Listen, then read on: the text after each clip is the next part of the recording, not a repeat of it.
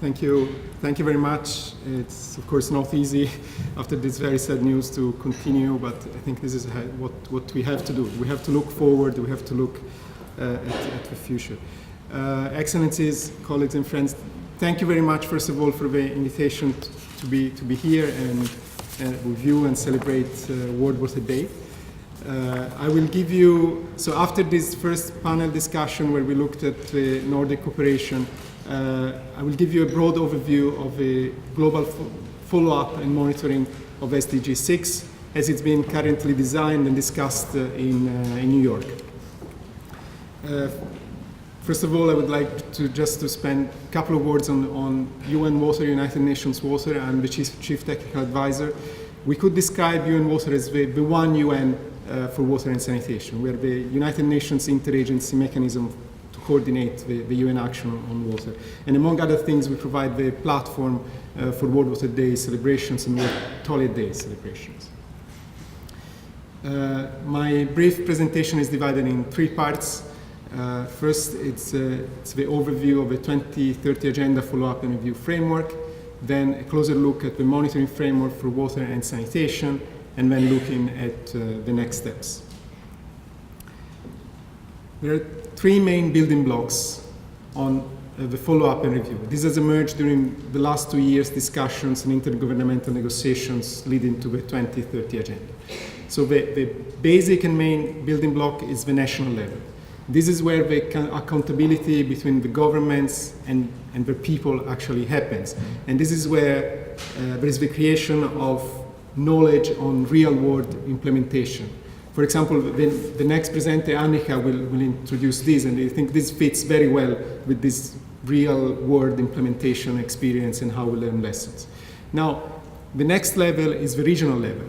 This is where countries have some kind of peer review mechanism, and they can discuss, joint challenges, transboundary issues. And for example, Finland is a very strong advocate of transboundary water cooperation. This is exactly where, at the regional level, this type of discussions can happen. And then there is the global level, where we have the knowledge sharing, which happens mainly at the high-level political forum every year in around July. And this is where the whole, the United Nations and the United Nations system review global trends and how the world is progressing towards achieving the 2030 Agenda. So if we want to pin down some key milestones on this follow-up and review, the setting up of this follow-up and review framework. There was a Secretary General report on this in mid-January, which led to member states' feedback on this by early February, because the Secretary General just launched some ideas and food for thought. Then the President of the General Assembly appointed 2 co-facilitators in early March. These are the permanent representatives of Belize and Denmark, which have last week just presented a roadmap towards defining this follow-up and review system, which basically means that between now and May, member states will informally and then more formally discuss a GA resolution, General Assembly resolution on this. Now, the key messages of the Secretary General reports are that the high-level political forum, this body that kind of substitutes or it's an evolution of the Commission for Sustainable Development, will be central to hold this process. In this report, there are 2 proposals on how to review progress. It's either to look at all the SDGs according to one theme, or to do this plus to have a thematic review of certain SDGs. In terms of a reporting framework, the main reports will be the SDG progress report, so where we look at all the indicators and look at progress for each one of the indicators, and the Global Sustainable Development Report, which is defined or described as the main science policy interface, which will be thematic, so linked to the themes of the high-level political forum. Then there is a report which is coming from Rio Plus 20, and it's member states ask the SDG to develop, and it's the SDG report on mainstreaming the 3 dimensions of sustainable development.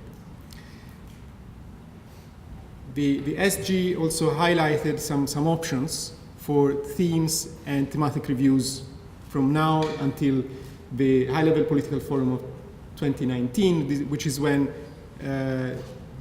this would happen under the auspices of the General Assembly, which means it's a heads of state event, while the other ones are under ECOSOC and are at the ministerial level. So in 2016, the theme is leaving no one behind.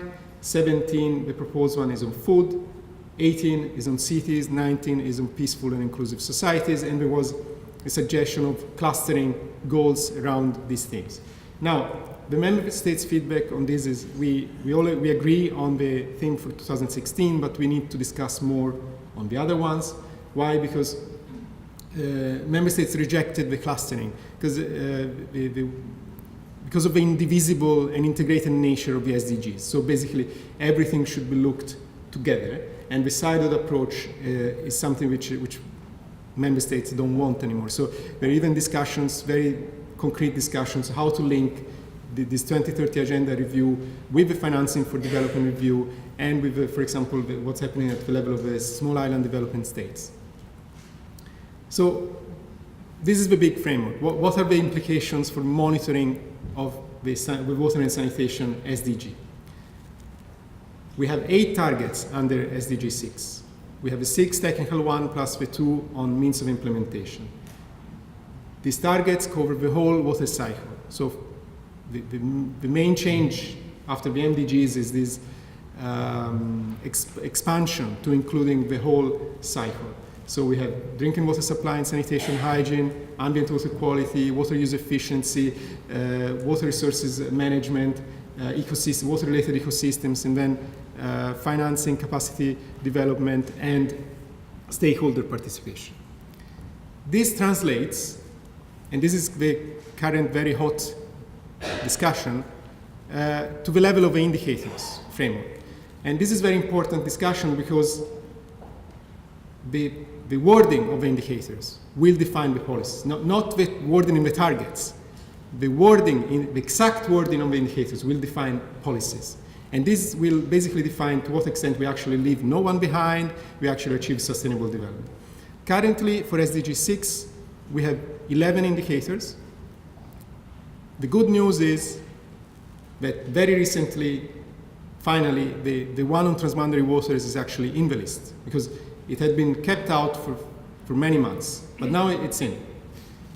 The bad news is the statistics division and a group called the Interagency and Expert Group on SDG indicators is actually doing some review of all these indicators and classifying them according to, they're calling it tiering exercise, according to tiers. So you have 3 tiers. Tier 1 is everything is okay. Tier 2, we have the methods, but we don't have the data. Tier 3, actually shaky, no methods, no data. So what we expect is that everything which will fall under Tier 3 will be basically forgotten. I mean, this is really what will happen.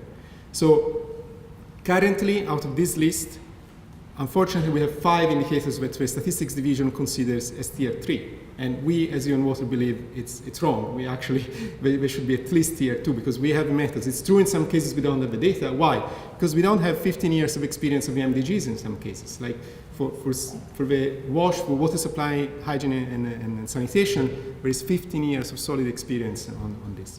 So the Statistical Commission, which met 2 weeks ago in New York, said, okay, this is a good practical starting point, but more it's going to come, and actually a lot will be discussed at this interagency and expert group level, which will meet in Mexico at the end of this month. Now, not all chief statisticians are part of this group. It's a restricted group. Among the Nordic countries, Sweden is part of this group. And the best way to advocate for the water related indicators is actually for this advocacy to come from the chief statisticians. So this is certainly some work can still be done. Now, how does this translate into the monitoring framework? So in UN Water, we have looked at this setup of targets and indicators, and we have designed the monitoring system for SDG 6, which is building on the past, of course, on the experience and the lessons learned from the past. So for water supply, hygiene, and sanitation, so 6.1 and 6.2, we have a WHO and UNICEF joint monitoring program for water supply and sanitation. We've been monitoring MDG, the MDG water and sanitation target for many years. We were there 10 years before that, so we have a great experience on this. On the means of implementation targets, we have an initiative called the UN Water GLASS, or Global Analysis and Assessment of Sanitation and Drinking Water, which has been doing this for WASH, for water supply, hygiene and sanitation, and now can broaden, expand to the whole water cycle, learning also from integrated water management and getting getting some of the data from there. For the remaining targets, 6.3 to 6.6, there is actually a lot which has been happening during the past years, but not sometimes at the global level or not in a globally comparable way. For example, very strong building block or element of this is FAO Aquastat, which has been monitoring water use and water withdrawals for 25 years. Then we have UNEP's GEMS Water, who's been monitoring ambient water quality. And then we have, for example, hydrological data centers in UNESCO, in the World Meteorological Organization. So the idea of this new initiative called GEMI, or Integrated Monitoring, is to bring all of this together and bring this to the global level. So this is what we're doing as UN Water, all together. And we have two basic principles that are guiding us. The first one is that national monitoring is the foundation of everything. We've seen this in the follow-up and review building blocks, but this is true, of course, also at the level of monitoring. Member states will run national monitoring, will own the data. The national statistical offices will play an incredible strong role. Therefore, there is a need for capacity development, because if member states are not able to monitor, then there is a need for capacity development. The second main principle is about the progressive monitoring steps. We realize that not all member states, this is the new thing about SDGs, it applies to everybody. But what will happen is that not all member states enter monitoring at the same level, at the same capacity. So there will be a very basic monitoring for those who have limited capacities. Then there will be another step, which is a little bit more, and then there is a third step, which is for very developed countries who can actually do everything. This is guiding all the methodologies which we are providing for the indicators monitoring. Now, looking at the future and at the next steps, and I would like to group it into three parts. On the follow-up and review, in summary, there will be informal consultations until May, and then negotiations on a draft resolution, General Assembly resolution will start, and we'll see how far we go.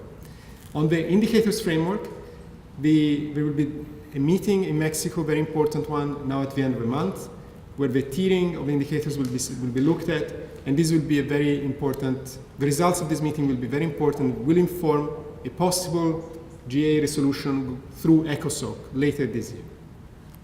On the pilot testing of the methodologies for SDG 6 monitoring, so what we're now doing, we're pilot testing the draft methodologies in 6 to 7 countries during this year.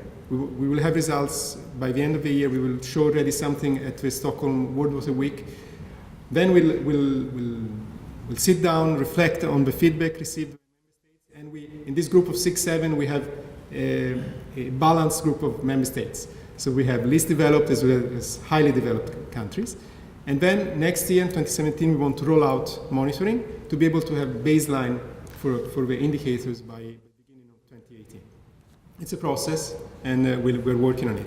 All of this monitoring process and setup is actually described in this document, Monitoring Water and Sanitation, in the 2030 Agenda, which you can find on the UN Water website.